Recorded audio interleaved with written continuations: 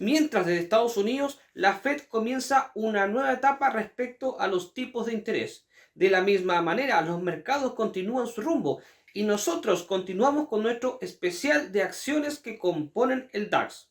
Hoy día, dos otras gigantes, la gigante Bayer y Continental. Además, revisaremos el avance del Nikkei, el índice japonés que ha tenido desde ya un subidón alarmante. Soy Rodrigo Águila y te saludo en este martes 23 de septiembre, aquí en Pulso de Mercado. Comenzamos.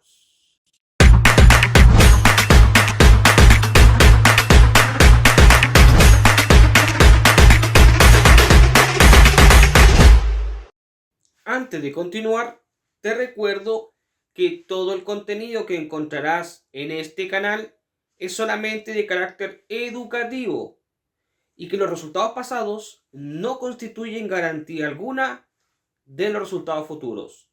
Teniendo clara esta información, continuamos. Mientras la Reserva Federal nos entrega interesantes datos respecto a su política monetaria, lo cierto es que el mercado continúa con una visión de la que ya venía mostrándose. Esto porque tanto analistas, economistas, como también el propio mercado veía prever la decisión que había tomado la Fed hace días atrás. Es por ello de que no hemos sido testigos de grandes sobresaltos. Sin embargo, donde sí la cosa comienza a ponerse un poco color de hormiga es en la relación diplomática entre los países de Europa, de la Unión Europea, con Rusia. Sí, hay una relación bastante tensa en los últimos días, donde incluso para algunos esto podría escalar a mucho más. Por supuesto, nosotros esperamos que las conversaciones diplomáticas vayan a mejor puerto, pero lo diplomático hoy día se podría analizar como que existiese una crisis al respecto. En el mismo Europa, los datos de exportación de Alemania no son para nada buenos. La locomotora europea ya venía mostrando claro desgaste. Nosotros lo habíamos aquí comentado en Pulso de Mercado. Y si hablamos de desgaste, pero una situación aún mucho más crítica, pues no podemos olvidar lo que habíamos mencionado la semana anterior, el caso de Francia. La crisis que está viviendo el presidente Macron en su propio país es muy importante. De hecho, ya hay una crisis no solamente política, sino que económica. Y para ello, pues tenemos una figura. Ha saltado Thomas Piketty, uno de los economistas más amados y también más controversiales, pero sin duda destacado a nivel global, con una obra muy importante, uno de los libros más importantes del último tiempo, que cayó y tuvo mucha repercusión, donde hacía crítica a la distribución de la riqueza en el mundo. Y de ese mismo orden y con esa misma visión, lo que propone Piketty en su intervención fue que se distribuyera la riqueza a través de la aplicación de un impuesto del 2% anual al patrimonio. Por supuesto, nos referimos al patrimonio más grande, de los que tienen más dinero. Esto es muy polémico. La visión de la aplicación de un impuesto al patrimonio persigue dos puntos. Primero, una distribución mejor y lo otro, por supuesto, salir de la crisis que está teniendo Francia. Por supuesto, parecería muy increíble que realmente así pudiese lograrse. Pero por otro lado, también este tipo de impuestos maneja dos tipos de polémica. La primera polémica que nace es ideológica, ya que se dice, bueno, quienes ya tienen este patrimonio previamente tuvieron que haber pagado impuestos, probablemente impuestos a la renta y quizá otros impuestos específicos dependiendo de cómo consiguieron ese dinero, en base a qué tipo de negocio y si tenían algún impuesto específico en esa industria. Y por otra parte, que la crítica va a que es difícil de cobrar. De hecho, muchos países europeos perseguían este tipo de impuestos y fueron dejándolo de lado por la dificultad que era no solamente calcular, y eso es lo primero, calcular cuál es el patrimonio real de una persona en específica, y segundo, cómo aplicar ese impuesto.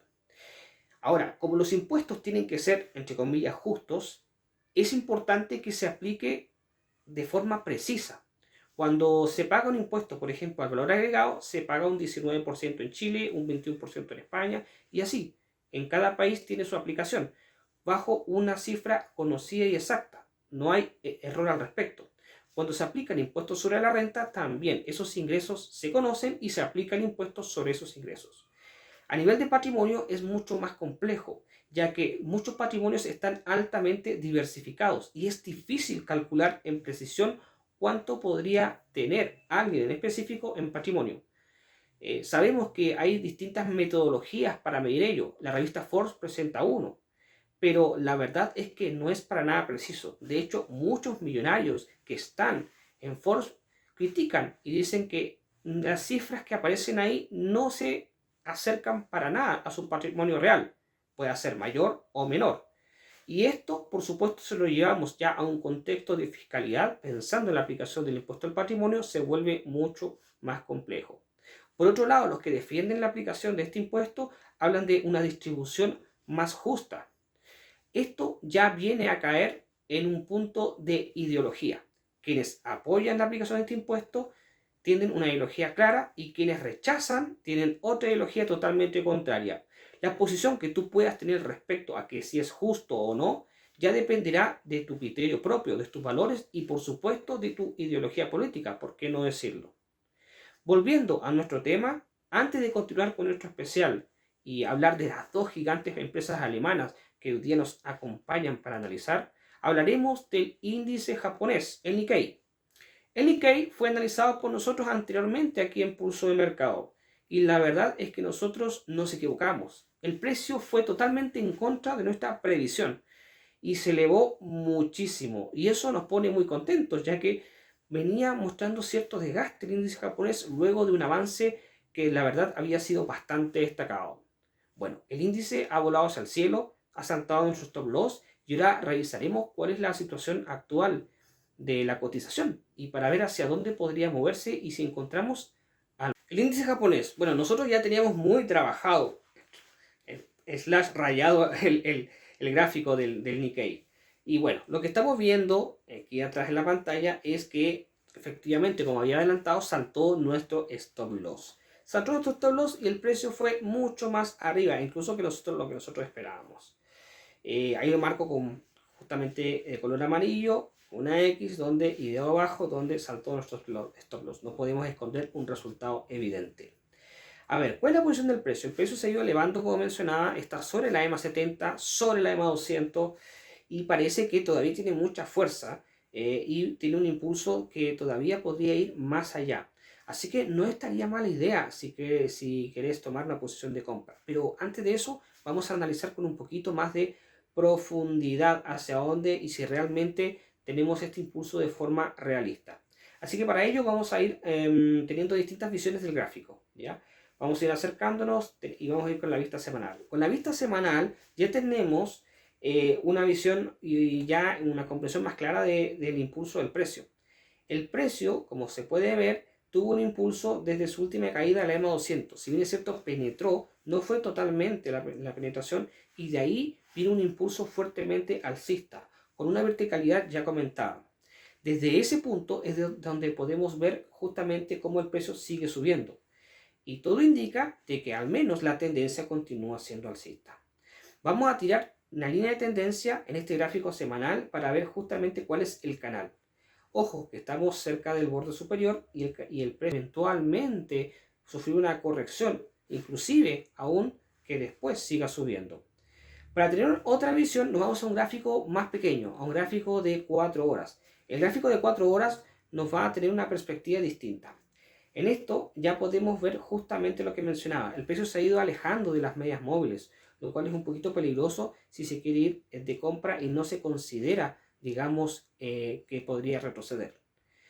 Con la vista de 4 horas vemos que el precio está en el borde superior del canal, de que las medias móviles siguen y es una tendencia alcista. Pero está bastante interesante, la tendencia alcista es objetiva y si quieres operarlo tienes ahí la oportunidad. Hay empresas que tienen una reputación casi intachable en más de 100 años.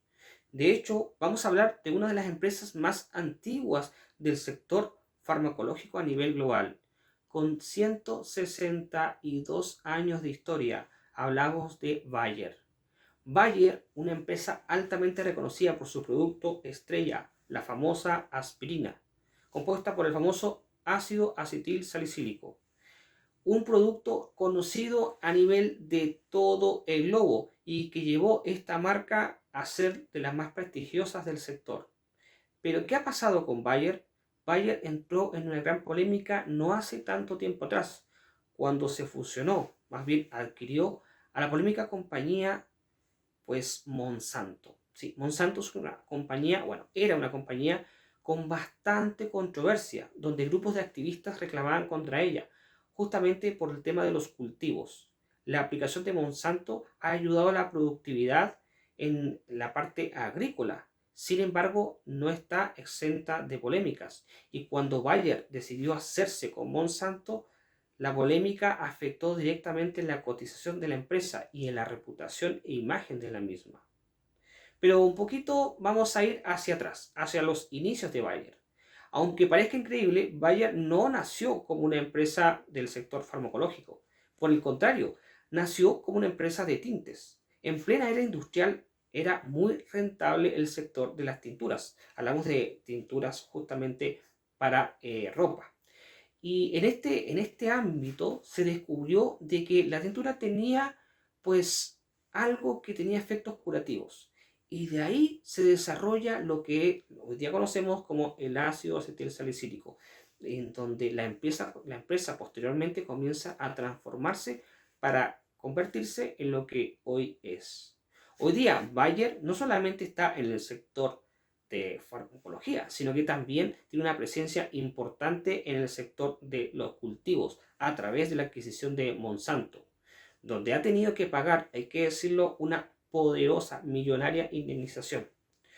Pero bueno, podemos contar muchísimo de esta compañía y podríamos alargarnos, pero eternamente. Lo cierto es que para nadie esta es una empresa que no se conoce. Por el contrario, estoy 100% seguro que la conoces y casi 100% seguro que has consumido al menos alguna vez en tu vida la famosa aspirina.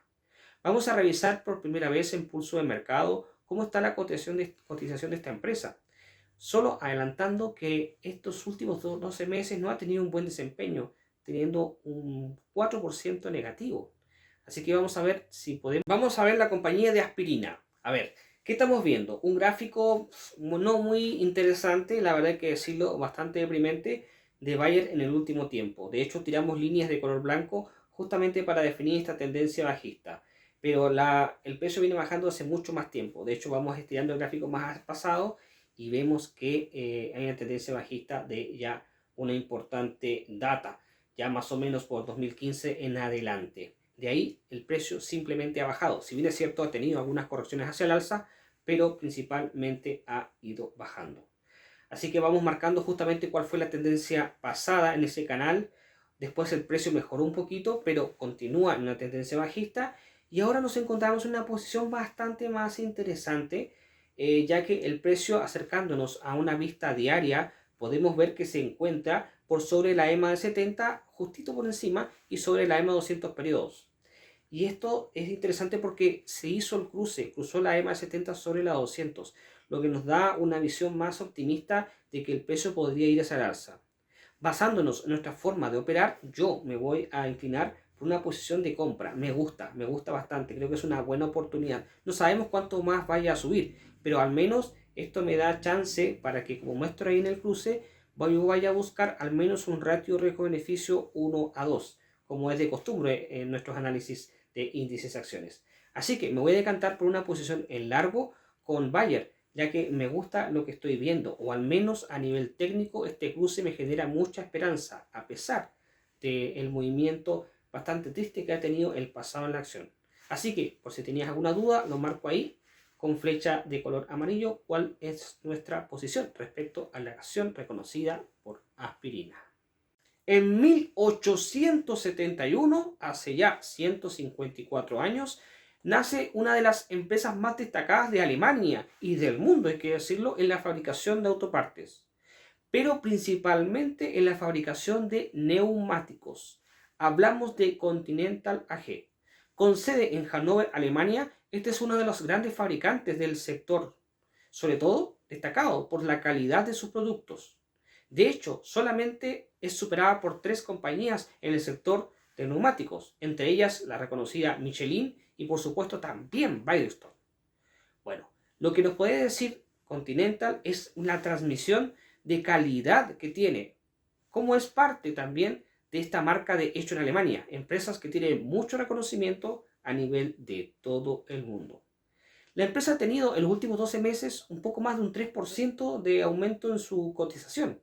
Es una empresa que pertenece al DAX desde el año 2003 y que por supuesto es una de las que más peso tiene en el índice alemán. Por primera vez, aquí en Pulso de Mercado analizaremos esta compañía alemana que tal vez alguna vez podrías haber utilizado alguno de sus productos, sobre todo los neumáticos en tu coche.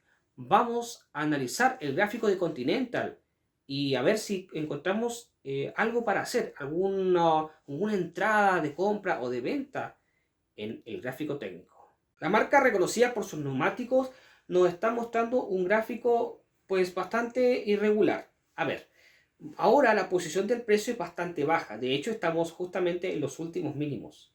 Así que vamos a tirar una visión más largo plazo, vista semanal. Y podemos ver de que el precio ha tenido una caída muy significativa. Muy significativa. De hecho, estamos operando cerca de mínimos. Así que, a ver, ¿cuál es la posición que podrías tomar? Podrías tomar una posición bajista considerando que el precio rebotó, entre comillas, más bien chocó, topó hacia arriba con la EMA 200 periodos, con vista semanal, para empujarse fuertemente hacia abajo. Pero también si tienes una visión de mucho más largo plazo y pensamiento optimista respecto a esta ya histórica compañía, podrías ir a buscar una recuperación a largo plazo, considerando todo el potencial que tiene en búsqueda de incluso una cotización muy a futuro en máximos históricos. Acercándonos al gráfico ya diario, podemos ver la caída en los últimos días. Y esto es pues importante, tanto que marca una oportunidad de entrada, pero también que hay que tener mucho ojo con lo que pueda seguir en su movimiento. Para tener una visión un poco más clara, voy a marcar con flechas de color blanco cuáles han sido los últimos impulsos de la tendencia bajista, donde estos máximos han ido convirtiéndose en nuevos mínimos. Así que la visión es compleja. Yo por ahora me voy a quedar fuera de Continental porque la verdad no me gusta mucho operarla a la baja, no veo claridad y hacia el alza podría tardarse mucho tiempo. Una de las cosas más gratas que podemos encontrarnos en el mercado a nivel global es que podemos tener oportunidades no solamente en Estados Unidos, sino en países como Alemania, donde hemos visto en las últimas semanas, desde que iniciamos este especial de acciones que componen el DAX, que existen muchas compañías de mucho renombre, que para nada son desconocidas, con un gran nivel de capitalización y con grandes oportunidades de ofrecernos entradas al mercado. La siguiente semana continuaremos con dos compañías más que componen el índice, ya sabrás cuáles son. Además, la visión que hoy día tuvimos del Nikkei fue súper interesante, una velocidad y una verticalidad que ha ido mostrando mucha fuerza, donde la vista del gráfico semanal explica el impulso que ha tenido desde que rozó la EMA 200 periodos, de ahí hacia el cielo. Ahora sí, nos vamos despidiendo hasta la próxima semana, pero antes un par de invitaciones. La primera, como siempre, invitarte a suscribirte a Pulso de Mercado si todavía no lo has hecho. También a activar la campanita de notificaciones. Por supuesto, a abrir tu cuenta con nosotros. Aquí abajo puedes abrir una cuenta demo sin riesgo alguno con capital virtual y así operar estos activos y todos los demás que tú quieras. Y el día de mañana, recuerda, no te pierdas nuestro especial porque estará mi compañera Verónica Chacón analizando el mercado Forex. Ahora sí, nos vemos el siguiente martes con más novedades en índices y acciones.